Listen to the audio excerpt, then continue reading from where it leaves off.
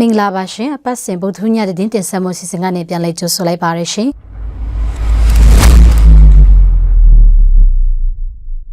ယနေ့ညတင်ဆက်ပြီးတော့မတင်နေကတော့ရှမ်းပြည်နယ်မြောက်ပိုင်းကရင်တပ်မဟာလေးနဲ့တပ်မဟာ6တို့တိုက်ပွဲဖြစ်ပွားတဲ့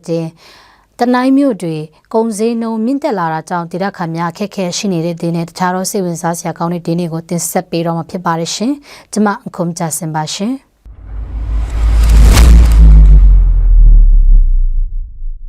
ရှမ်းပြည်နယ်မြောက်ပိုင်းကုခိုင်မြို့နဲ့မူဆယ်မြို့ကြားတွင်စစ်ကောင်စီတပ်နဲ့ကရင်တပ်တို့ထိပ်တိုက်ပွဲ3နေရာတွင်ဆက်တိုက်ဖြစ်ပွားခဲ့ကြောင်းသိရပါတယ်။ကုခိုင်ဗျူဟာကုန်းမှတက်လာတဲ့စစ်ကောင်စီတပ်တမကိုကိုစစ်ရင်တန်းကိုဇူလိုင်လ17ရက်နေ့ညနေ4:30အချိန်ခန့်တွင်နောင်ဆွေနှင့်နမ်ဂုတ်ကျေးရွာကြားရှုခင်းတာအနီးဖာဖိတ်နှင့်နမ်ဖလွန်ကြားမှာကရင်စစ်တပ်ကခုခံတိုက်ခိုက်ရာမှာတိုက်ပွဲဖြစ်ပွားခဲ့ကြောင်းရှေ့တန်းတဲ့ရင်းမြစ်ရသိရပါတယ်။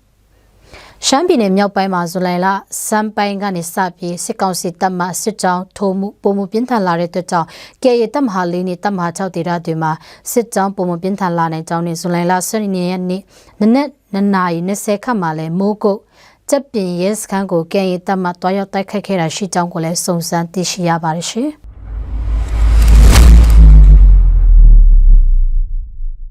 တနိုင်းမြို့မှာခုတလုံးကုန်စည်နှုန်းတွေတိုးမြင့်လာတာကြောင့်ဒေသခံပြည်သူတွေနဲ့ရွှေတူးဖော်နေတဲ့ပြည်သူတွေ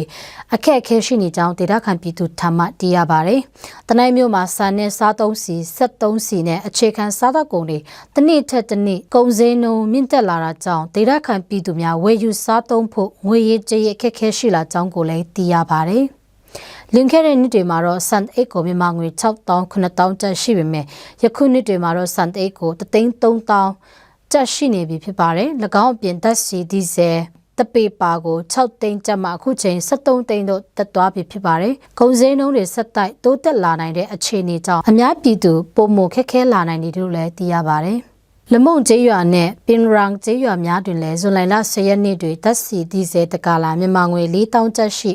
ပေးဝေနေရတယ်လို့လည်းသိရပါတယ်။တနိုင်းမျိုးတွေခုလို73စီနဲ့အခြေခံစားသုံးကုန်တွေကုန်စည်နှုန်းတက်လာတာဟာစစ်ကောင်စီတပ်ကစားသုံးကုန်နဲ့စီတည်ယူပို့ဆောင်နေတဲ့ကားတွေကိုပိတ်ထားတာတလနီးပါးရောက်ရှိလာတာကြောင့်ဆိုပြီးဒေသခံပြည်သူထံမှသိရှိရပါတယ်ရှင်။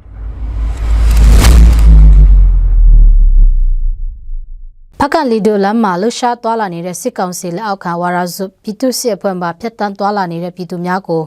မတရားစစ်ဆေးမေးမြန်းတာတွေပြုလုပ်ယုံတာမကအပြစ်မဲ့ပြည်သူချုပ်ကိုရိုက်နှက်ဖမ်းဆီးထားပြီးမတရားငွေကြေးတောင်းခံတာတွေပြုလုပ်နေကြောင်းဒေသခံများပြောကြားချက်အရသိရပါတယ်။စစ်ကောင်စီလက်အောက်ခံဝါရာဇုပြည်သူ့စစ်များကသူတို့ဖမ်းဆီးထားတဲ့ပြည်သူများကိုပြန်လည်ထုတ်ယူရန်အတွက်သူတို့ရဲ့မိသားစုဝင်များကိုတအိုးလင်ကျပ်3000ကျပ်5000နဲ့ကျပ်2သိန်းထိတောင်းခံတာတွေရှိပြီးဖမ်းဆီးထားတဲ့လူတယောက်နဲ့တယောက်ကိုတောင်းခံမှုမတူညီတာတွေရှိတဲ့အတွက်ကြောင့်ယခုချိန်ထိမခေါ်ထုတ်နိုင်တဲ့ပြည်သူပေါင်း10ယောက်ကျော်ကြန့်ရှိနေသေးကြောင်းလည်းသိရပါတယ်။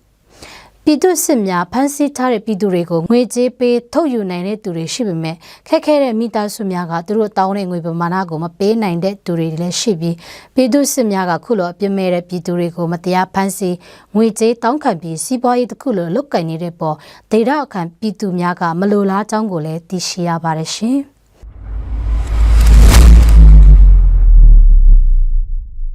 ဗမာတိုင်းသားဘာသာဖြင့်တင်ဆက်မှုစီစဉ်ကိုကျေးဇူးနာဆင်သူပရိသတ်ပေါင်းကိုစိတ်နှပြရှင်လန်းကြမြကြပါစေရှင်ကျေးဇူးတင်ပါတယ်ရှင်